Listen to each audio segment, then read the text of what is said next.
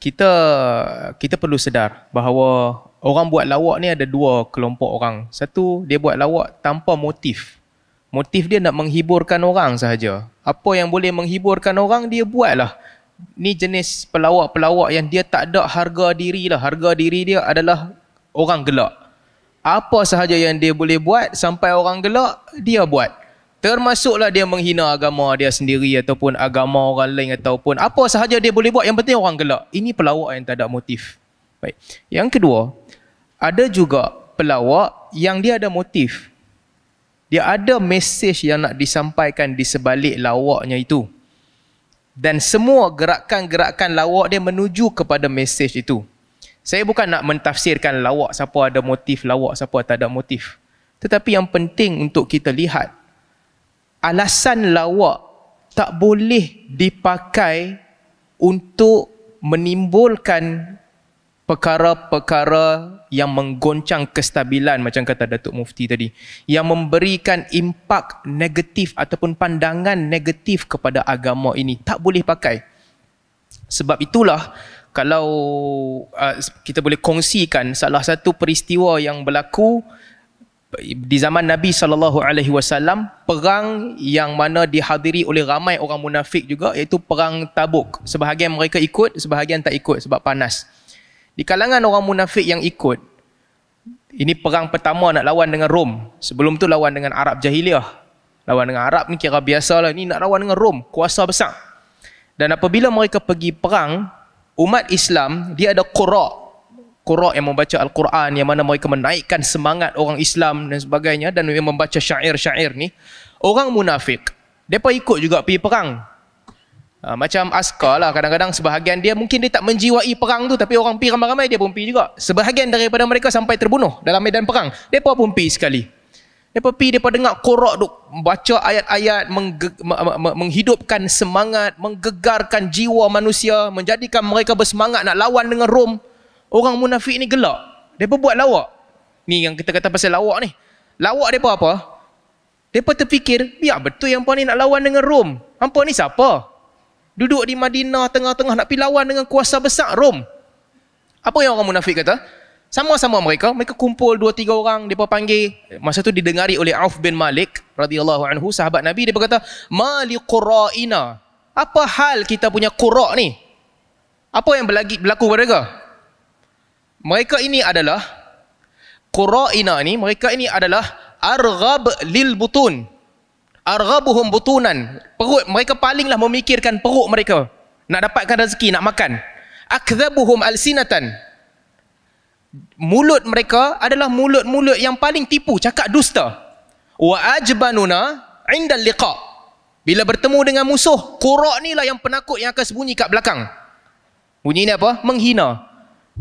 Panggil sahabat Nabi, munafik kata, tengok para qura' ni sembang macam sembang bergegak habis bangunan semua. Tapi mereka ni lah yang paling nak makan banyak, isi perut mereka. Mereka ni lah kalau sembang memang sembang tipu, dan bila bertepan dengan musuh, inilah orang-orang yang paling penakut.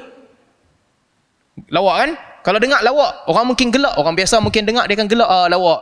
Tapi sahabat Nabi Auf bin Malik bila dengar, dia terkesan. Ini bukan lawak. Innaka munafik. Hang munafik.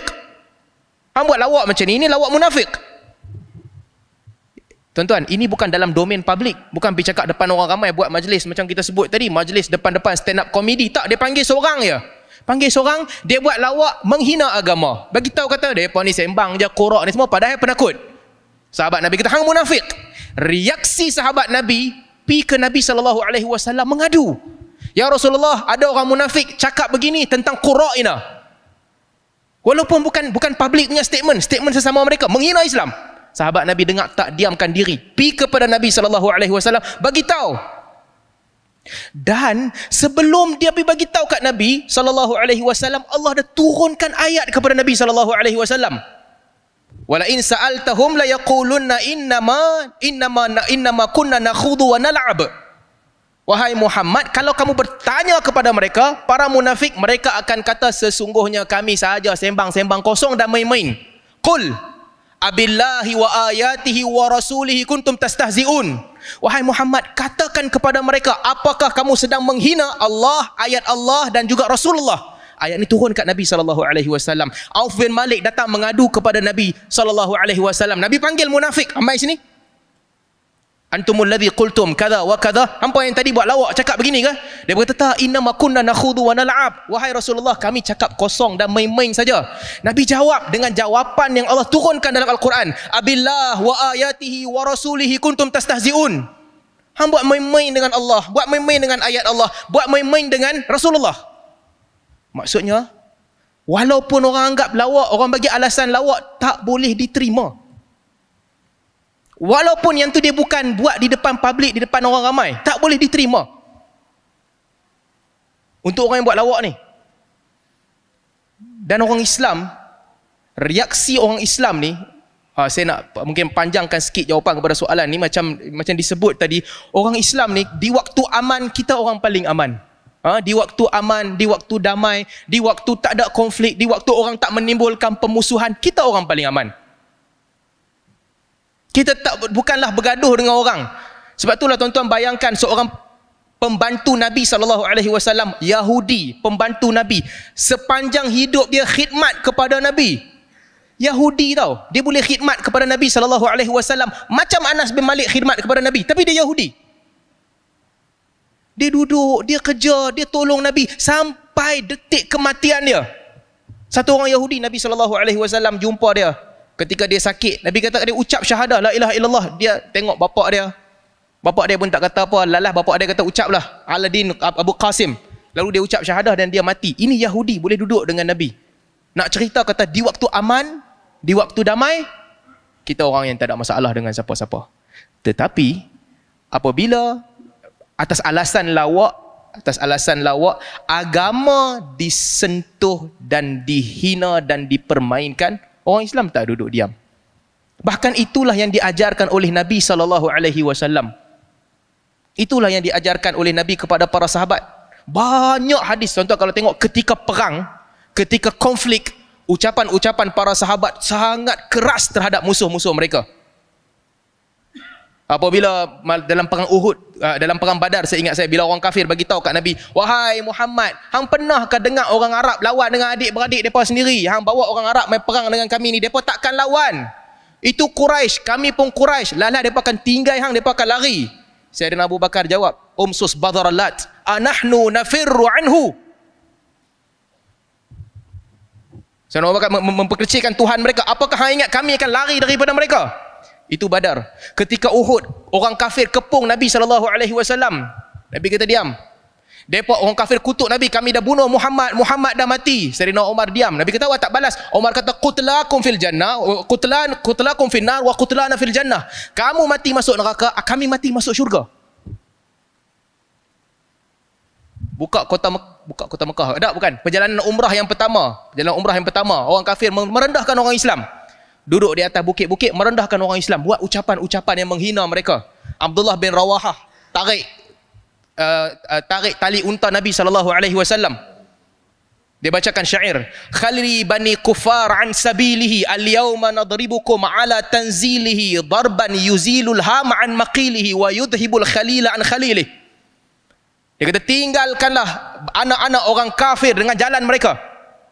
Tinggalkan mereka. Hari ini kami memukul kamu dengan Al-Quran. Pukulan yang akan menghilangkan tengkuk daripada badan dan pukulan yang meninggalkan kekasih daripada kekasihnya. Sambil tarik unta Nabi SAW. Apa nak cari pasai? Ini dia cara cari pasai. Sayyidina Umar kata, "Baina yadai Rasulullah, takkan hang ucap ucapan ni di depan Nabi SAW?" Nabi kata, "Biarkan dia. Biar dia cakap ucapan tu." Maka orang Islam begini sikap dia. Kalau orang berkeras, orang menimbulkan pemusuhan, orang menimbulkan penghinaan, reaksi orang Islam bukanlah duduk diam, tak apalah hampa kata hina, tak apa, hina mai kita bincang. Tak, bukan macam tu. Orang Islam bukan begitu. Dan untuk orang yang mendengar juga, dia kena berhati-hati. Ini bukan sekadar yang cakap saja tau. Bukan sekadar orang yang buat lawak, macam lawak yang Dr. Zaimi sebut tadi. Hang nak minum arak, hang punya pasal hampir suruh perempuan pakai tudung tu buka botol arak untuk hang pasal apa? Hang nak pakai bikini dalam kelab, hang punya pasal yang pakai, hang nak pergi cerita yang hang hafal Quran, pakai tudung, tanggalkan tudung dan baju, kemudian tinggal baju tu, jadi untuk apa? Kalau bukan penghinaan ni untuk apa? Dan bukan pasal dia. Kalau pemikiran dia tu rosak, pemikiran dia tu kotor, dia sanggup menggadaikan apa sahaja untuk konten, bukan sekadar dia, yang duduk di situ juga bertanggungjawab. Wa qad nazzala 'alaikum fil kitabi an idza sami'tum ayatillahi yukfaru biha wa yustahza'u biha fala taq'udu ma'ahum hatta yakhudu fi haditsin ghairihi innakum idzam mithluhum innallaha jami'ul munafiqina wal kafirina fi jahannam jami'a. Telah kami turunkan di dalam kitab, kalaulah kamu dengar ayat Allah yukfaru biha wa yustahza'u biha, ayat Allah dikufuri dan dihina. Kalau kamu ini message ni penting tau.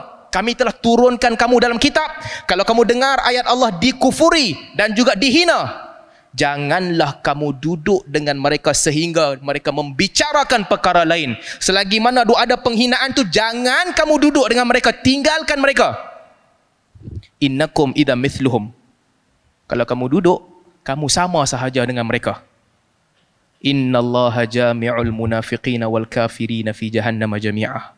Sesungguhnya Allah akan mengkumpulkan orang-orang munafik dan orang-orang kafir sama di dalam neraka. Bukan lesen tau, bukan lesen. Orang kafir tak boleh cakap kot pasal Islam, hina. Tak apa, orang Islam boleh cakap. Tak. Kalau hang klaim beragama Islam, hang buat penghinaan terhadap agama sebagaimana penghinaan orang kafir buat, hang akan ditentang dengan tentaman yang sama. Sama sahaja kedudukannya.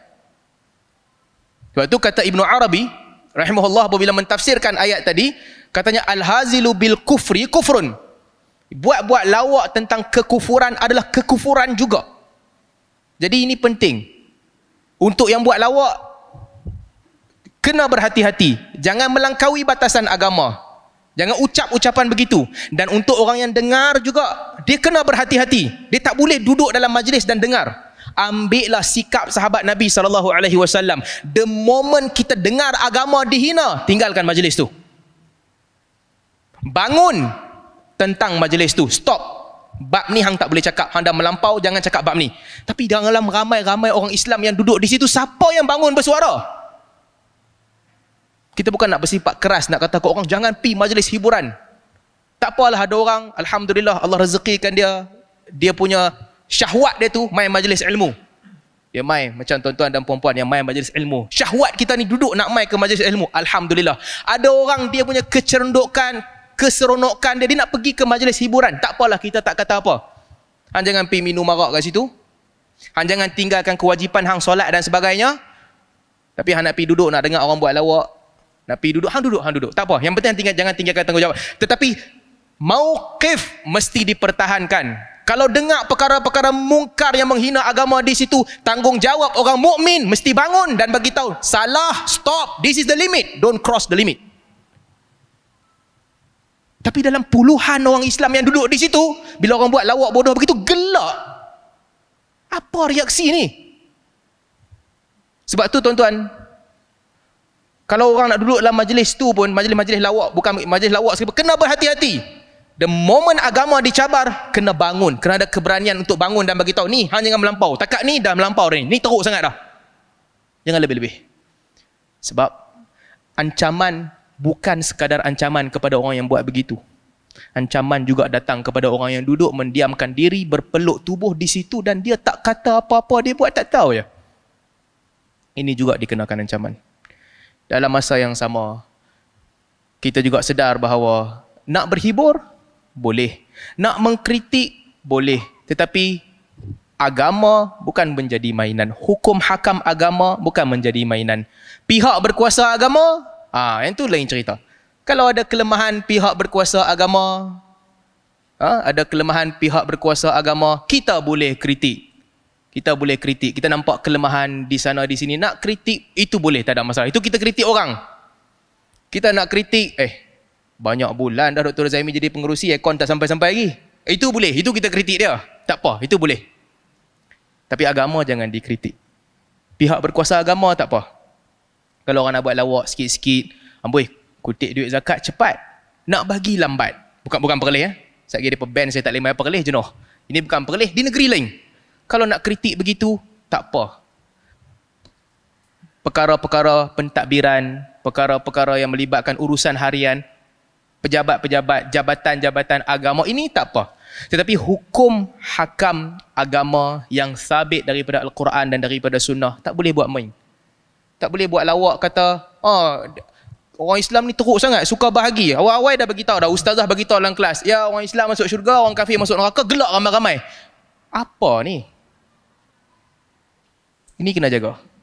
Bukan sekadar orang yang bercakap, dan juga orang yang mendengar kena berhati-hati. Dan yang bercakap tu siapa sekalipun, sama ada dia Muslim, yang mengaku Muslim, dalam jiwa yang mungkin ada nifak, ataupun dia sekadar nak buat lawak untuk konten semata-mata, ataupun orang kafir yang bukan Islam, apabila lawak-lawak begini disentuh, maka dia mesti dihalang. Itu limit dia. Itu limit bagi lawak, yang mana agama jangan disentuh. Selain daripada perkara-perkara lain yang melibatkan individu dan sebagainya, ini juga sama. Cuma saya fokus pada tajuk lah. Perkara berkaitan dengan agama, ini adalah garis merah yang tak boleh dilangkaui. Wallahu a'lam.